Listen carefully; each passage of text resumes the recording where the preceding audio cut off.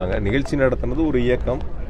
நிகழ்ச்சிக்கு ஏற்பாடு செய்யப்பட்டது காவல்துறை நிர்வாகங்கள்.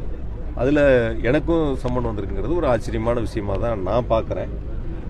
அந்த வகையில் நேரில் போய் பார்த்துட்டு கேட்கக்கூடிய கேள்விகளுக்கு உரிய விளக்கத்தை கொடுக்க நான் ரெடியாக இருக்கேன்.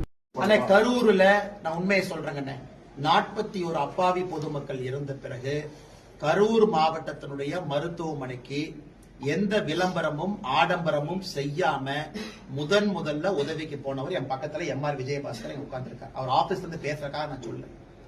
உடனடியா போன பாரதிய ஜனதா கட்சியினுடைய தலைவர் தொண்டர்கள் இங்க இருக்கிறார். உடனடியா போனவர் செந்தில் பாலாஜி எப்படி வந்தாரு?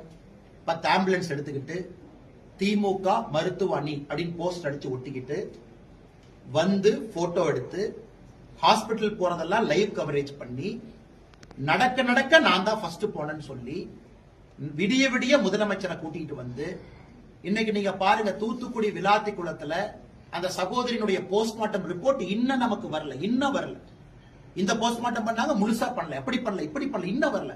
ஆனா ஒரே நாள்ல நள்ளிரவுல அண்ணன் எடப்பாடி பழனிசாமி அவர்கள் காலையில எம்ஆர் விஜயபாஸ்கர் அவர்கள் காலையில கூட்டிட்டு வர்றாங்க.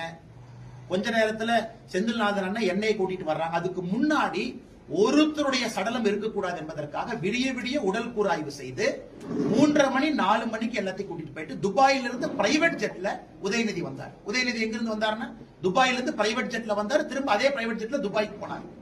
இதெல்லாம் பார்த்தா நமக்கு சந்தேகம் வரலையாங்கன்னா, எந்த ஒரு போலீஸ்மேன், ஒரு காமன் சென்ஸ் இருக்கக்கூடிய ஒரு போலீஸ் அதிகாரி, கொஞ்சம் கிரைம் நாலேஜ் இருக்கக்கூடிய போலீஸ் அதிகாரி, காமன் சென்ஸ் இருக்கிறவங்களுக்கு சந்தேகம் வராதாங்கன்னா, எங்கேயாச்சும் விஜயபாஸ்கர் அண்ணன் போய் நான் தான் ஃபர்ஸ்ட் போனேன், நான் தான் பண்ணேன் அப்படின்னு சொன்னாரா?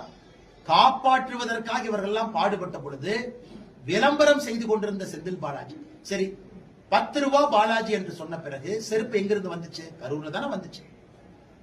அதன் பிறகு செந்தில் பாலாஜியினுடைய நடவடிக்கை முன்னும் பின்பும். இவங்க போய் எனக்கு பர்மிஷன் கேட்கிறாங்க, விஜய் அவங்க கட்சியில சம்பந்தமே இல்லாத இடத்துல இங்க வந்து கொடுக்கறாங்க. அதுல திமுகவினுடைய முன்னாள் அமைச்சருக்கு சம்பந்தம் இல்லைன்னு நினைக்கிறீங்களா? அதனால செந்தில் பாலாஜி அவர்களை கண்டிப்பா சிபிஐ விசாரணை பண்ணணும். நாளைக்கு போறாரு. ஆனா ஒரு வாரமா பதறிட்டு இருக்காரு, எனக்கு தெரியல. ஒரு வாரமா ரொம்ப பதறாரு. பத்திரிகையாளர் நீங்க கேள்வி கேட்டா சலன் உங்க மேல பாயறாரு. நீங்க ஏதாச்சும் இந்த மாதிரி கேள்வி கேட்டா மூஞ்சி ஒரு மாதிரி வச்சுக்கிறாரு. அதனால சிபிஐ விசாரணைக்கு போயிட்டு வரட்டும், உண்மை வெளியே வரட்டுங்க.